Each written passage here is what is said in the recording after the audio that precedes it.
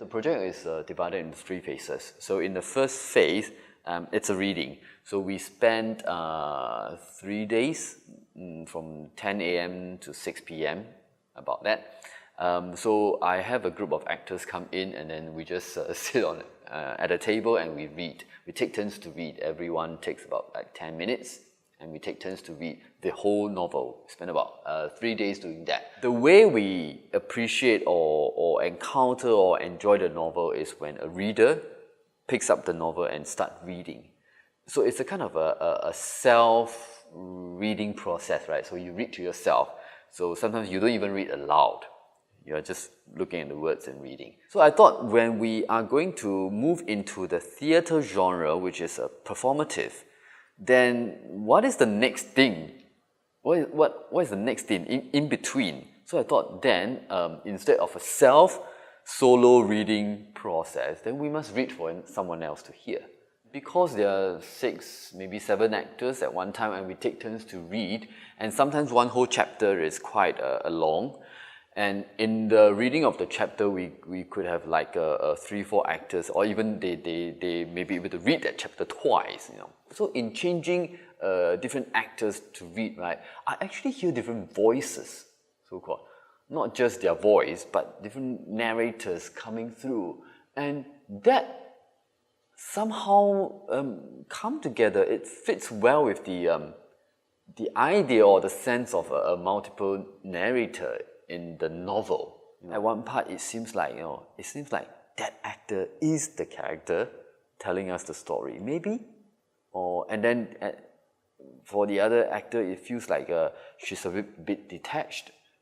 It's like she's a bit detached. She's not really in that scene, but she comes from somewhere and to tell you the story. Yeah. So we get layers. We get layers in the process. So that comes through quite surprisingly well. Yeah.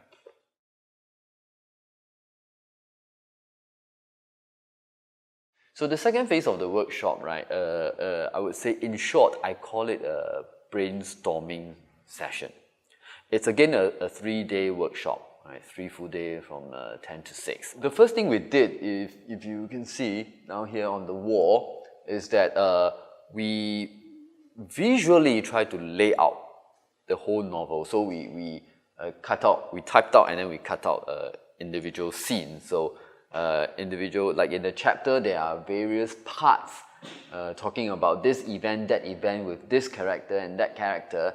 So we try to lay them out visually on the wall. So in different chapters, sometimes different characters appear, right? So we use color dots.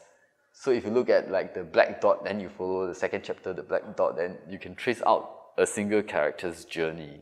In other sessions of the workshop, the 3-day workshop, we have table discussion about the themes, about the about the structure. We even have a session of table discussion where I asked them to be directors.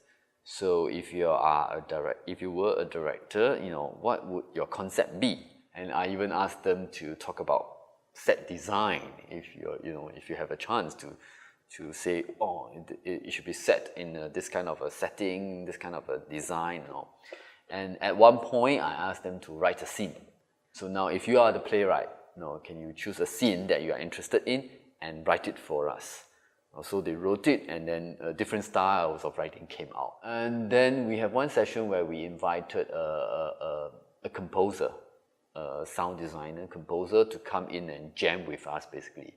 So we injected sound or music into the physical workshops.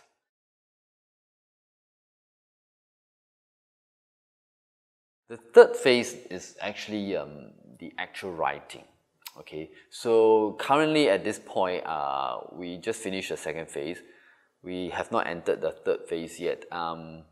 So actually, I'm still digesting the second phase. I'm quite excited because I feel there's some kind of a structure coming on, some kind of idea coming on. It's what, to quote famous director Peter Brook's work, right? A formless hunch. So it's good that the hunch is there now, but it's formless. and the challenge is to give it a form.